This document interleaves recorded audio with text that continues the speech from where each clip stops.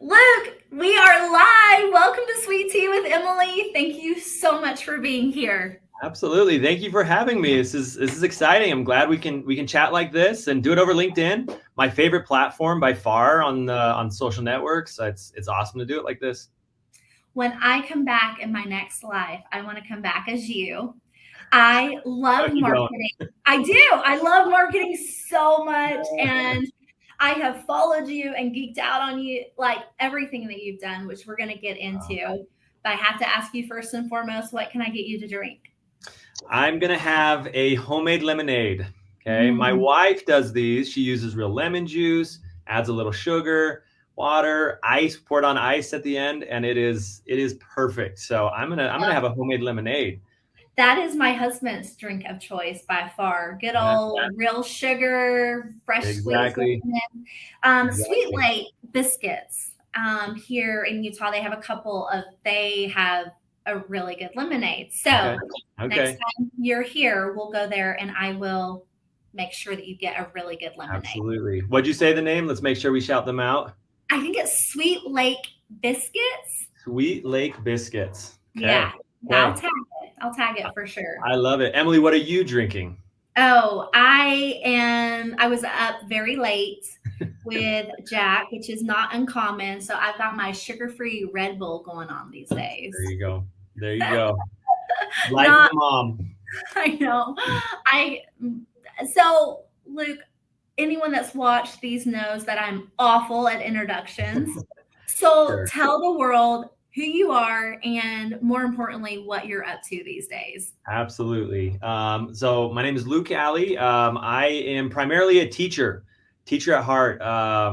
Always kind of had it in me. I started off in the agency world. I went to BYU-Idaho. That's where I'm teaching right now.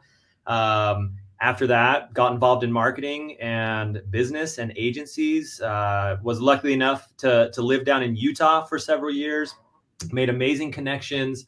Worked at an agency called Avalanche Media. During that time, still taught as much as I could. I would guest lecture at different schools, UVU, BYU. I'd come back up here to BYU-Idaho. Eventually, ended up being adjunct faculty at BYU. Really enjoyed that while I was still working. Got my MBA around that time, and then an opportunity presented itself up here at BYU-Idaho, and couldn't say no. And so I'm a full-time faculty up here in the business department, teaching marketing primarily and some other business classes. We were just talking about one type of class called IBC, stands for Integrated Business Curriculum. Emily did that when she was here. I did that when I was here. And anyway, I'm back in the whitewashed building, whitewashed walls of the Smith building. So primarily I teach, but I'm a little bit of a MacGyver, not a good MacGyver, but I'm a master of many trades. And let me rephrase that. I'm a How do you say that? Now I'm like getting nervous as I'm talking. Oh, that's okay. I Jack of stumble all over trades, my master words of all the none. time. The best thing is when I stumble over my words and I just like don't even admit to it and I just keep going, which is really common. It just I'll made. reword the phrase. So, I will say this about you. And by the way, Yes. I'm calling you Luke, but it really you are your brother Allie, right? Like that's what we call you on campus, right? Yes. On Brother campus, I am. From my Allie. students, I am. Okay, and I was just reminded of that. So there we go. Thank you, brother Allie. You are such like an inspiration, and there's a couple of things that I want to pull out of you. The Okay. first one is that like this is your dream job, and you've been so open and candid about it. And for a guy that has really been so successful on the marketing agency side to have all those experiences and pivot to your dream job and have this approach where you can inspire students like BYU Idaho is so lucky to have you. Oh, thank you. But you were open and candid that you interviewed for your dream job, BYU Idaho, and you didn't get it the first time. It was kind of delayed. Talk me through the level of grit and tenacity and endurance that you went through to get your dream job. Like, talk Yeah. me. Totally. Yeah. Yeah. It was an interesting experience. We felt like this was going to be the job, my wife and I. All signs pointed to go as we interviewed and went through the process, and kind of felt like I was recruited in a sense there. And yeah, when we got the no, it was kind of it was a shock. But for me, it just said, you know what? Maybe I need to change some things in my life. Maybe I need to keep going, prepare for the next opportunity. And I don't know. That's how I take road bumps, I guess, in life. Is whatever presents itself, there's ways to get past it. There's things you can do. There's things you can people you can reach out to just kind of push through it. And I feel like we have those things in every day, whether it's staying up late at night, where I'm sure as you were with Jack, you're thinking, I've got all this to do the next day. How am I going to do it? Can you just go to bed? Right. To big things like this. This felt like a really big miss. But another opportunity presented itself about a year later. Actually, it wasn't that long. It was probably 6-7 months later. But anyway, had another chance to apply and went for it again. So it's something I talk to my students a lot about. That sometimes you just shoot your shot, and if you don't get it, you keep going. And I was blessed, even though we didn't get that job initially. Had an awesome job to fall back on, and great family life, and my health, and so many different things. And so yeah, it was disappointing initially, but yeah, we just pushed through it and looked for the next opportunity, which came, I think, for me sooner than it probably comes for other people, and I was lucky that way. I'm going to zoom up here on our face. I just went bam. So if you got bigger, that's why.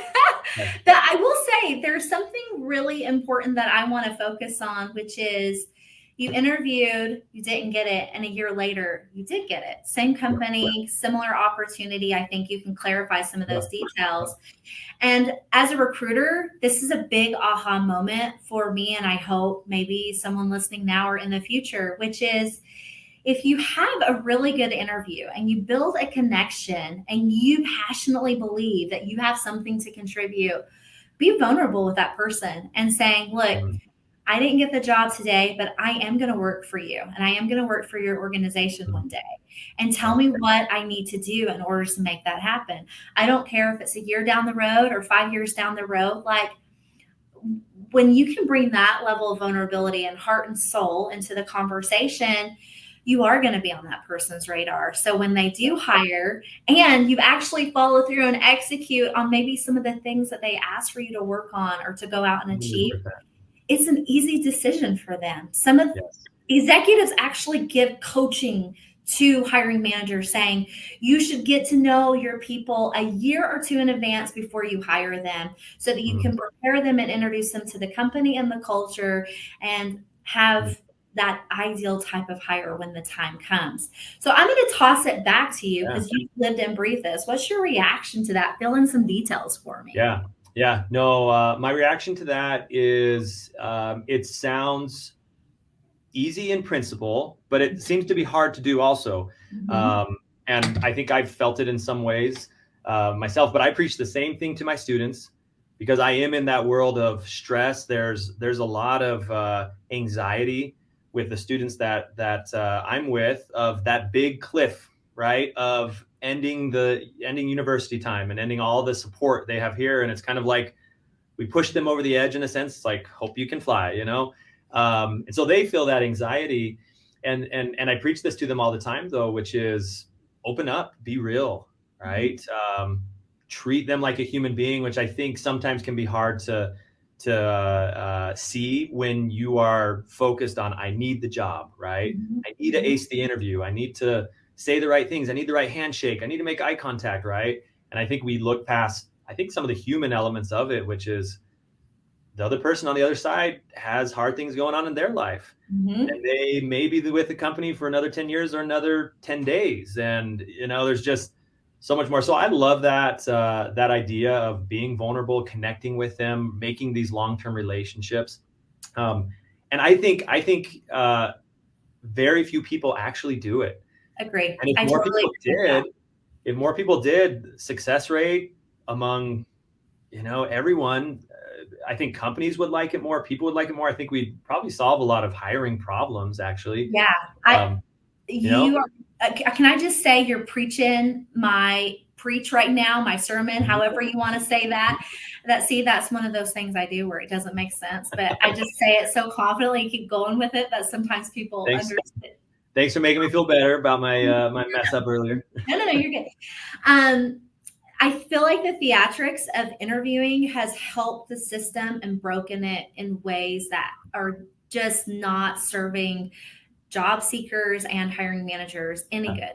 Like, if they can go and say, at the end of the day, a hiring manager has to hire someone by being able to answer themselves this really simple question. How, by hiring this person, can we achieve our goals in our team, in our department, in our organization faster and better by having this person have a seat on the bus? Like, that is what every hiring manager has to ask themselves about everyone that they interact with. And if a candidate can articulate, here's my commitments and here's how they align with your values, your culture, where you're headed, and the commitment that I'm going to make and accountability I'm going to bring, and they can just break it down to those really basic principles and enjoy hopefully working with each other along the way.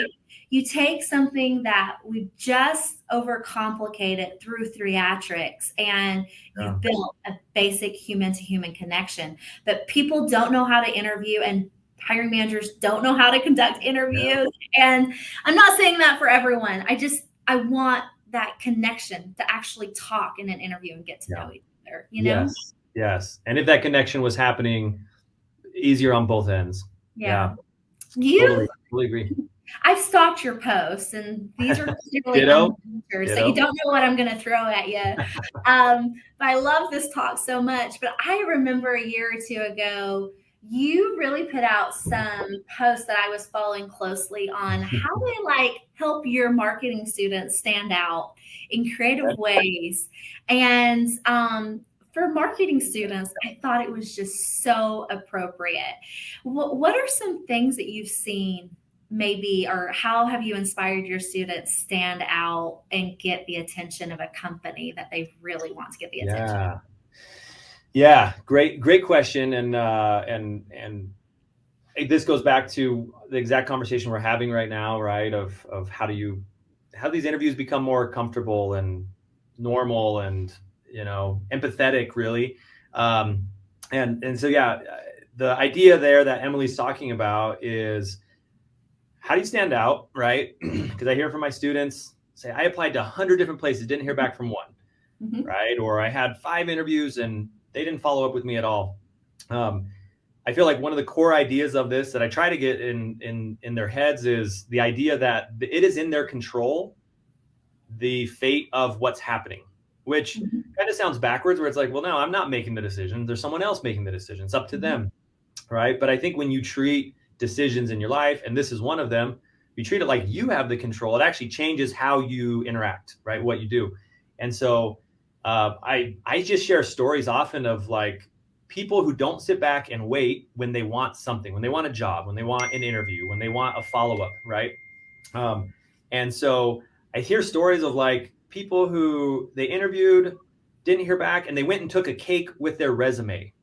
And they knew there was a happy hour, there was a lunch thing going on, and they somehow got past security and they got the cake there and says, here's my resume. And they're like, whoa, that's amazing. Or other people who've bought Google ads and had keywords for the names of the hiring managers or executives or people they'd work with, and they made landing pages and ads that said, you should hire me. And the landing page became their resume and why they should hire them. Or others who wanted a product manager role, and they made their resume look like made it look like an Amazon product page. And it was like a live page that they could interact, right? So all these things that just kind of show they went above and beyond. I had a student get a job at an agency here in town who in the interview heard they like Nerf fights, like Nerf wars. And so he bought a little Nerf gun and he got it custom engraved, or custom, like a sticker on it, basically, that had the logo of this company, wrote a handwritten thank you note and said, thanks for the interview. I want to have Nerf gun fights with you. So accept this gift, right? Took it to them in person, got the job, right? And so, no, the principle of it is keep it in your control, make it feel like it is in your control, and do those things that make you stand out more. Show them you want it. Show them you're a real person. Show them that you listen to them. I think you mentioned that, right? That's just like, there's a human being on the other side, and they said X, Y, and Z. So I'm going to go read X, Y, and Z, and I'm going to follow up about X, Y, and Z. And it's not to say it works every time, but I think your success rate goes from, whatever it is, low to significantly higher. Oh, absolutely. And, Luke and Brother Ali and I are having a conversation right now about like placing marketing students. And this is very appropriate. It really is. They want to hire people that embody the company, the culture, they're creative, they're going to think outside the box. They're, for think tank sessions, they're Take the initiative, right? They're going to feel bold putting themselves out there and showing vulnerability. And so doing that in, cakes and Nerf guns and stuff throughout the interview process, I know there's going to be haters out there that say, oh, that's so inappropriate, send a gift, blah, blah, blah. I'm like, guys, we need marketing students to stand out and show that they're committed and they're creative and they're thinking. And I love it. And I always ask myself this, what's the worst thing that can happen? Right. You send it to a hiring manager and they're like, I can't believe they did that and don't hire them. You probably don't want to work with that person anyways, right? That's a good point. And how can you apply this to other fields outside of marketing? Like it, Yeah. It is appropriate to really kind of think outside the box in ways of standing out. And it goes back to exactly what you said. This person is saying, I have made the decision that I want to work here and I want to work in this position. And here's why I passionately believe I can contribute to the company's success. And if you disagree, tell me why you disagree and what I can change now or in the future. So we can be aligned. Absolutely. Every manager can argue with that. Exactly. Right? No, yeah, you're fitting. There's no response they can give that doesn't say, okay, let's work together, right? They give you the answer of where you're falling short, where you're strong, right? I love that. That's like the question, right? You hear sometimes, what interview question should you have? Emily just gave it to you. I hope y'all are taking notes. These are nuggets. It's my favorite question. I always tell everyone at the end of the interview to ask the person something to the sorts of, what objections, Brother Ali, if any, would you have with considering me or extending me an offer for this position today? What objections, if any? It gives you that last moment to calibrate in a way where you can either overcome objections or you can exercise a great deal of maturity and self-awareness and saying, that's really valid. I did say that. And if that's a concern to you, let's talk about it, because either I need to change it or we're totally misaligned and you don't want me in your organization. So anyways, totally. we opened up the interviewing conversation, and I may be here for a while, but I'm going to move on. Move on. I love it. Spirit of Brother Ali, like, I know where you're at. Hold on, Emily. Yeah. I'm only Brother Ali to my students. You can't tell me. I've been called a lot worse on either side, but here I'm okay with Luke too, if you want. So either way. Okay, cool. I know there's a lot of BYU-Idaho students watching, and I think Tabisi said something in chat. Good to see you. Yes, he did. Brother Luke Ali, how about that? There you go. I know where you're at. I know what you're doing. Like, where are you headed? I always have a little futuristic. What's next? What's some ideas, projects? Share with us. Horizon. Totally. I'm loving what I do. I feel like I found my nucleus that energizes me, that provides me good work-life balance, right? And can be with my family and hobbies and all that, and feel fulfilled from my work. I think the future for me is kind of where what I'm doing right now. I love teaching, but I also love business. I also love marketing. And so my side hustles kind of check that box, where I just invested into a business, became a partner with it's like a family scripture study product. We have an RV business that my family helps operate. I get to put my kids out there. We talk salaries and wages and working with customers and customer experience. So I love doing that. Let's see, love giving my time. I'm a part of Snake River DMC right now. It's like Utah DMC, Digital Marketing Community. And love bringing speakers here and connecting with pros, with experienced marketers, and bringing them up here to Southeast Idaho. Let's talk about that for a sec. Sure. Tell me some of your speakers. How have you gotten their attention? Like, I was, as you know, I just tagged a post last night because I remember that big experiment you did trying to inspire your students to be more involved in LinkedIn and get the attention of people. And that had so much engagement. That post, by the way, it was off the charts. It was, it was kind of crazy. Hundreds of thousands of impressions. Maybe even you got up over the million mark. I'm not sure. But tell us some speakers. Have you gotten their attention? Yeah, totally.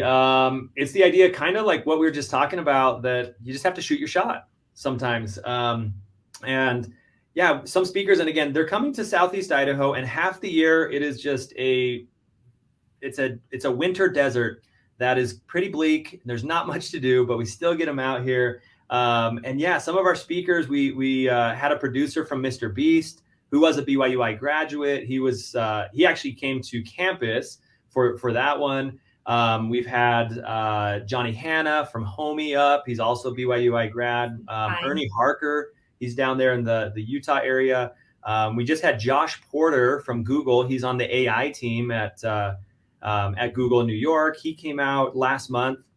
And so there's been a wide variety. Had some friends who worked at some of these bigger companies too. We have a lot of smaller speakers too. We try to highlight both, right? Highlight our local talent around Idaho, but also bring in speakers who are a little more nationally known, you know? Well, Luke, let's shoot your shot. Who do we want to go after? Or, you can your post is reminding me of like some of these big names. We wanted to get Mr. Beast. We shot for Mr. Beast.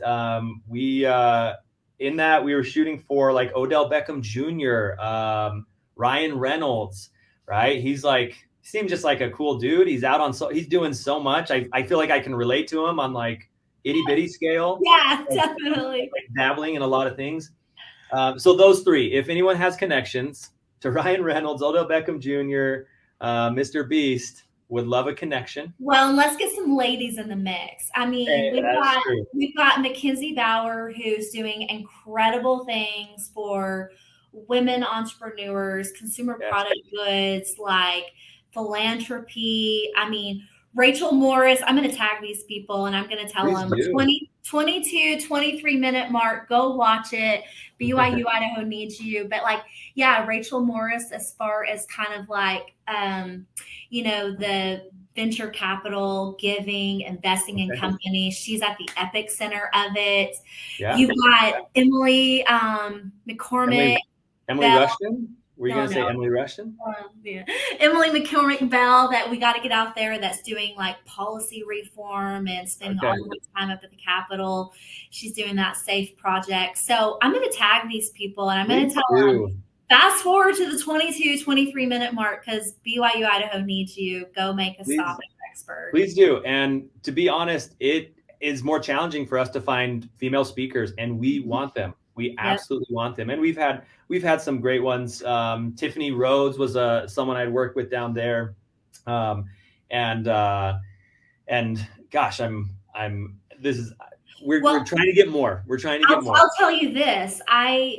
You asked me earlier when I went to school there. So I started in 2002. I entered my IBC program in 2004, right? Did I do that right? And then, so I was in the business program.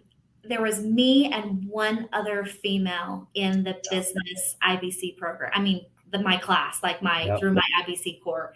I'm sure it's hopefully increasing, but anything that we can do to let women know that, like, hey, you control the wallets, you control the spend, like you're a big part of it, like companies want you, need you.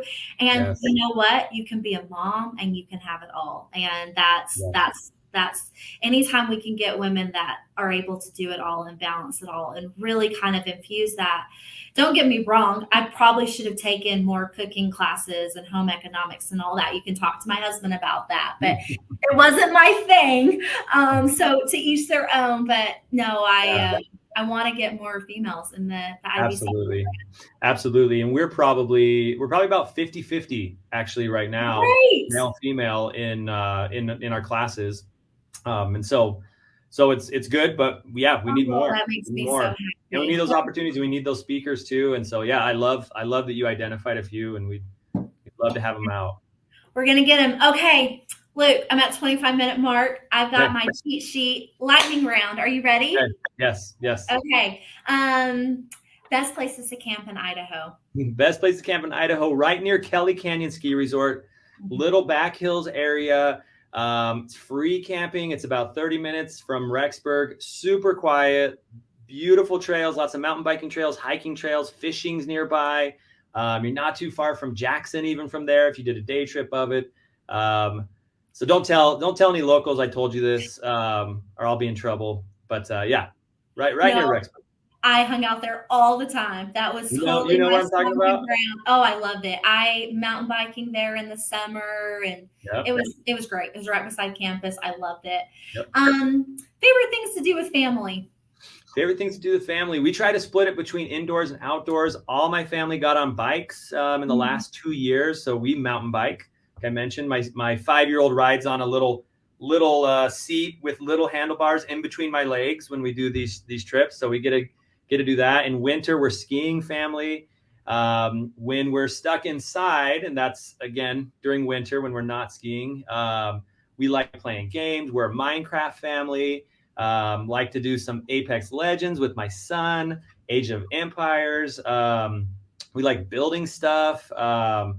We like gardening too. Anyway, we do it all. It's kind of, we're jack of all trades, masters of none. That was the wording I was looking for earlier. And it applies also to the family hobbies. What a way to bring it full circle.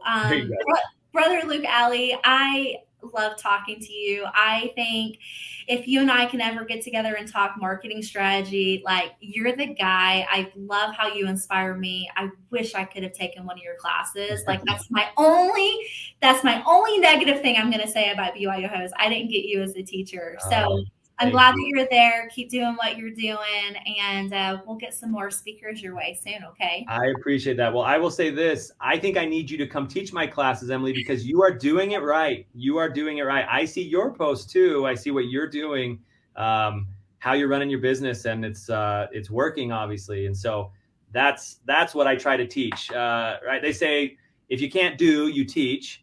Here you are doing, right? So I come from a family of teachers. I know that's not true. The best teachers are ones that have done it, that can talk about it and bring so many meaning and applicable experiences. And I know that's exactly who you are in your classroom. I appreciate that. Well, it's awesome being on here, Emily. It's good chatting with you. Let's talk speakers more. And if I can help in any other ways, anyone listening to, if I can help, please reach out. Love helping. I know that's Emily to her heart.